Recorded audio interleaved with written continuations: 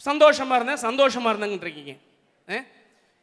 இதுல பெண்ணை பத்தி நான் சொல்லணும்னு ஆசைப்படுறேன். ஒரு பெண் பிறக்கின்ற பொழுது சாதாரண விஷயம், அதே பெண் பூப்படையும் போது அதுவும் ஒரு சாதாரண விஷயம். ஒரு பெண் எப்போது முழுமை அடைகிறார் தெரியுமா?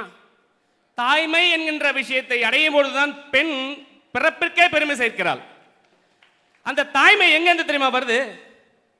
கணவனும் மனைவியும் இல்லறத்தில் இணைந்து குடும்பத்தில் நுழைந்து மகிழ்ச்சியாக இருக்கின்ற பொழுது வருவதுதான். ஒரு பெண் கர்ப்பம் தரிக்கிறாது வச்சுப்போம். அந்த கர்ப்பம் தரிச்ச விஷயத்தை நானலோடு அந்த புருஷன்ட்ட சொல்ல ஆசைப்படுவா.